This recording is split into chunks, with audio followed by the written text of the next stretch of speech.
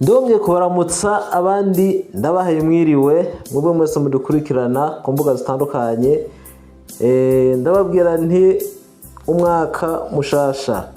Uno munsi rero tugiye gutangurana n'icigwa kidasanzwe kijaye n'akamaro k'indimu hamwe n'amababi yayo. Muze kumviriza neza kandi mutega amatwi. Igice ca mbere turaza kuraba ibigize ajya amazi yo mu ndimu cyangwa umutobe w'indimu n'amababi ni gute bashobora kubikoresha mu kuvura uburwayi butandukanye. Mu gice cya kabiri tuzoraba kubijanye n'ibivuvu by'indimu hamwe n'imizi yayo. Rero umuntu azocikwa kino cigwa. Hari abantu bagenda bakagura amamega ugasanga guza connection yo kuraba amakomedi, kuraba ibintu nta kamaro, hakuraba ibintu bishobora kugira ico bimufashije canke bigafasha n'umwana wiwe canke bigafasha n'umugenzi. Mutega amatwi rero mwumvirize. Reka imbere yuko dutangura tubanze dushimire bajya abantu bama batwereka ko turi kumwe hirya no hino mu kudufasha mu bintu bitandukanye, eka ndetse no mu gusangiza n'abandi bino biganiro. Abandi bakatubwira ko badukurikirana ku mwanya ku mwanya. Abo nabo ibiganiro byagiye bibagirira akamaro bakaduhamagara bakatubwira uko bagiye baza barafashwa, kuko biratuma natwe tugira ingufu kandi tukumva ko turi kumwe n'abantu. Ubwa mbere rero kugira dukoreshe umwanya muto, eka tuje ku kintu ca mbere amazi y'indimu akora, na cane cane nuko yategurana n'amababi yayo.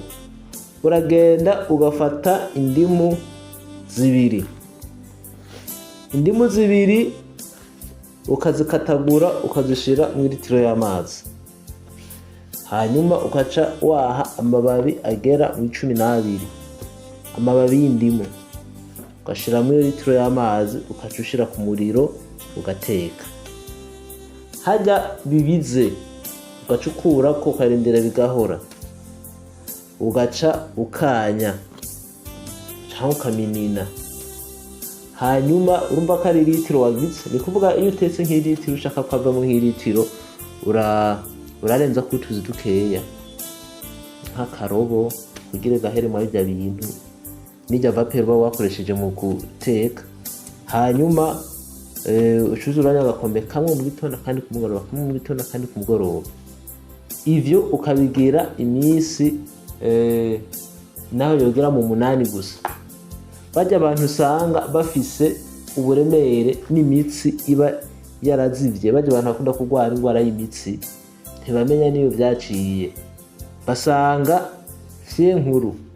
Indwara y'imitsi rero ni indwara umuntu wese ashobora kurwara umwanya wari wose, bitarevye ngo ameze uku ngarakora siporo ngo ntayakora, waravyibushe ngo ntavyibushe. Benshi rero arakunze no kuba ari umuntu akora na siporo cyane akazabona imitsi ubwo nyene iribabuye.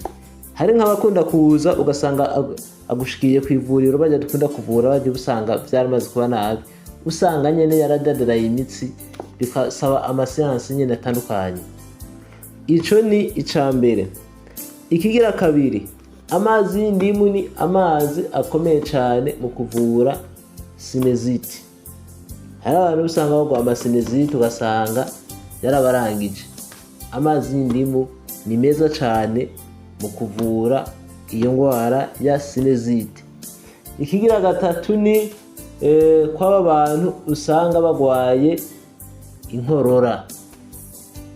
Ni kuvuga urafata iyo ugwaye inkorora ugafata indimu nazo bazibiri ukazikatagura ugakubita mwaya safuriya kwa kundi nyene ugashamo litiro y'amazi, ugaca uzana ico bita cayenne, nifu bita cayenne. En fait ibyo ni piripiri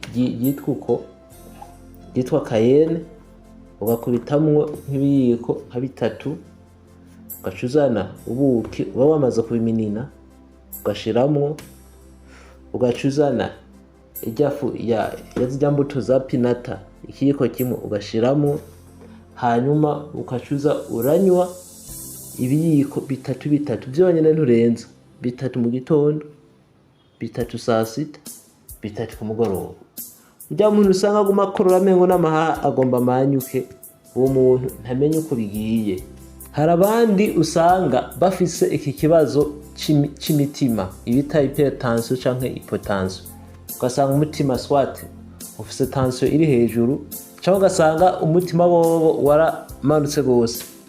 Abo rero nibarabe amababi y'indimu. Amababi y'indimu bashobora gukora nk'amababi nka 15, aca agenda asorome n'amababi y'imyembe. Apana imyembe ya himbadodo canke imyembe ya kijambere, ijya myembe isanzwe yahe amababi nk'agakamato kamwe, hanyuma aciyaha n'amababi agera nko mu 8 y'amavoka, donc yo ku giti c'ivoka. Hama aca arondera nico bita amacayicayi, nayo nyene byose aca kombina hamwe ateke. Ibi bintu birabafasha cyane iyo umutima utaragira ku rugero rwo hejuru. Nuko rero ibi murashobora kuza murabikora iyo bimwe mu ivyo bibazo byamaze kubataka, kugira ngo murabe ko mushobora kugarurira hafi ubuzima bwanyu, canke mukabikorera n'abagenzi banyu muhira mu kibano. Ukabanza kwanza ukamukorera ibi vyoroshe imbere yuko ushobora gufata decision yo kumujana kwa muganga umaze kubona yuko byamaze kumera nabi gose. Mu kiganiro cy'ubugaruka tuzorabira hamwe uko imizi n'ibivuvu vy'indimu bishobora gukoreshwa bivanzwe n'indi miti isanzwe mu kuvura igitigu, mu kuvura n'abajya abagabo ubusanga bigora mu gutera akabariro. Nuko rero mugire ibihe byiza, naho mu kiganiro cy'ubugaruka muhanahane nimero bashasha murabe ko mwakoze kuri subscribe kugira ngo amamega yanyu ntaze arapfa ubusa. Nuko mugire ibihe byiza.